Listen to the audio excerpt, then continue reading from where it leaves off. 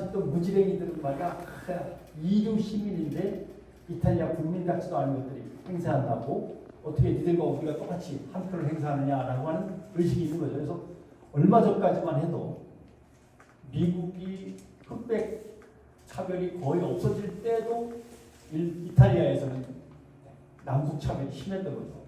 남쪽 놈들은 들어오지 말 것. 간판이 식당에 붙어 있었으니까. 그런 거죠.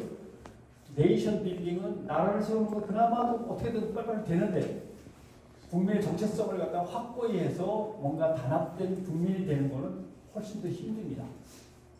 그 과정에 있다라고 생각하셔야 되고 중요한 거는 그렇기 때문에 나의 민주공화국 시민으로서의 과제는 이런 과제도 있다라고 하는 것까지도 생각하셔야 되는 거죠.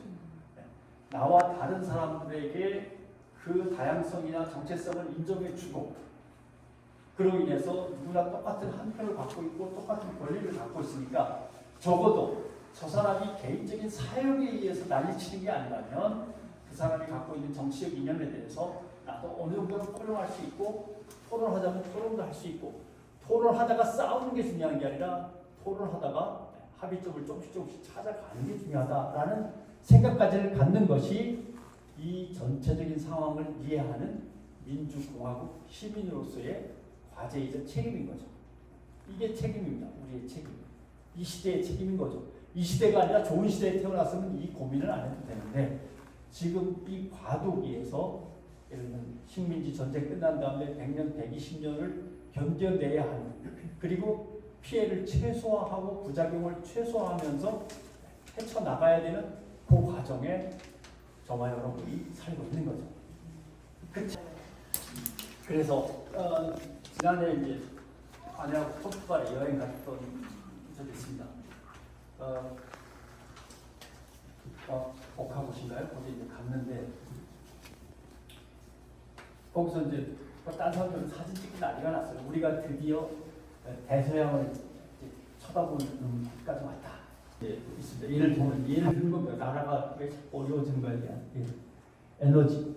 대통령 선거에서 제일 유행어가 됐던 아리백.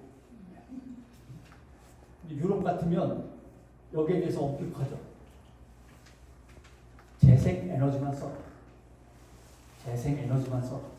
근데 이게 별거 아닌 것 같아도 심각하다고 느꼈는데 터키 여행 가서 한 번 더 느꼈습니다. 터키 가니까 컵라면이 없어요. 전 세계 어디에 가도 있는 대한민국의 컵라면이 터키에 없습니다. 심지어 몽블랑과 융프라우 마토호르 그 산꼭대기 하얀 산꼭대기 그 빙하 위에 올라가도 그 가게에 컵라면이 있거든요. 컵라면을 끓여 먹고 왔는데 터키에 가는데 없어요. 왜냐하면 터키는 유전자 조작 GMO 어쩌고저쩌고 하는 거 그게 기준이 0%입니다. 들어가면 안 돼요. 근데 라면 스프에 0.3%가 들어가 있다는 거예요. 근데 대한민국 라면 회사도 이걸 알기 때문에 빼고 싶은데 원료를 외국에서 이것저것 스프 재료들을 사오다 보니까 거기에 퍼센트가 0.3개 있다.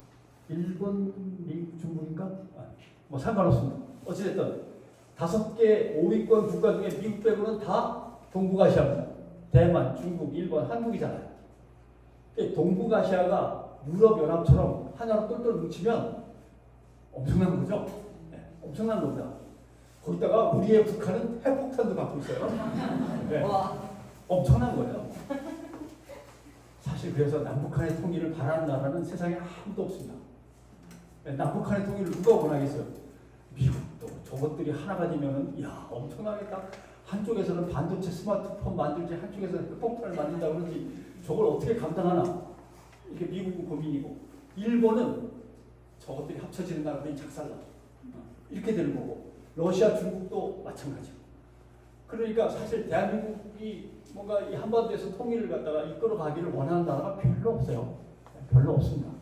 이런 동북아시아의 처지 속에서 미국, 러시아, 중국이 제각각 살 길을 찾는 거죠.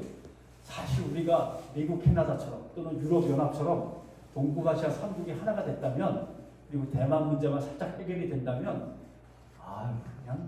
우리도 유럽연합처럼 큰 소리 빵빵 치면서 살 수 있겠죠. 그게 덜컥 걸려 있는 게 일본 문제고, 일본이 역사에 대해서 사죄를 안 하는 문제.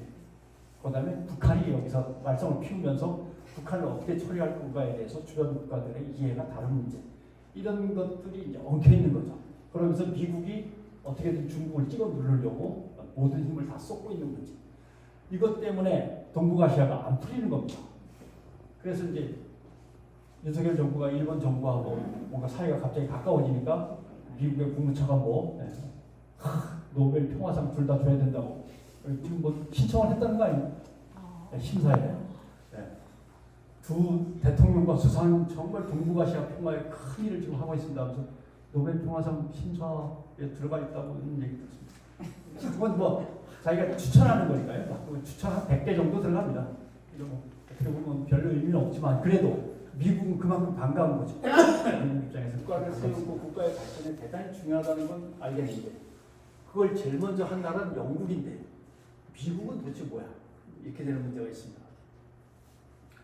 물론 영국이 히틀러에게 폭격을 당하는 바람에 쫄딱만한 부분이 좀 있어요. 전쟁을 여러 번 겪다 보니까.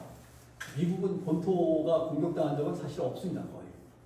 진주만 정도가 공격을 당했지만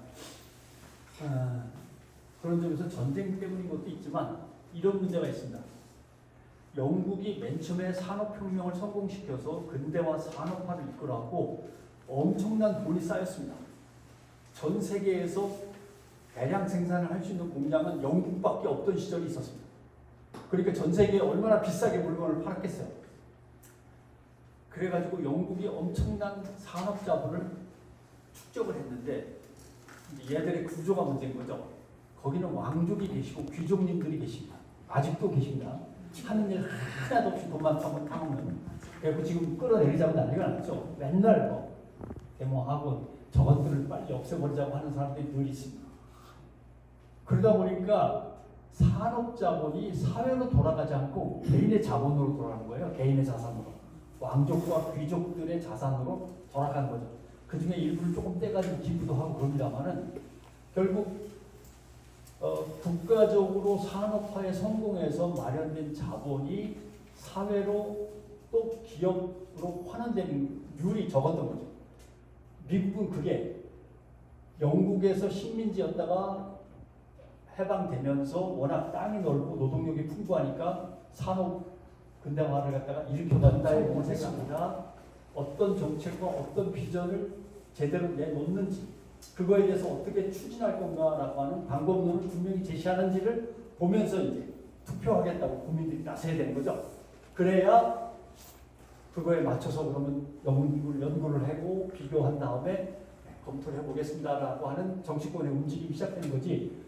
항상 내 편이니까 찍어준다든가 아니면은 누구 싫어서 그쪽으로 가서 찍는다든가 이런 식의 투표가 계속 이어지면은 우리의 미래, 우리의 운명은 조금은 난감해진다라고 하는 말씀을 하는 게 아니라 정리가 좀 덜 됐습니다. 정리가 덜 된 게 아니라 미국이 봐도 답답하겠죠.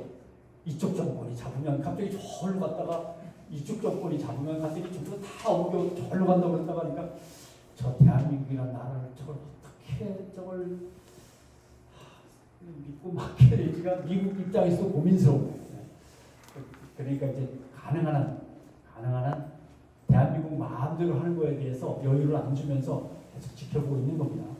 그런 셈이니까 이런 것들이 결국 우리가 지금 가고 있는 미래이고 운명의 기로이다라고 설명을 드릴 수 있겠습니다.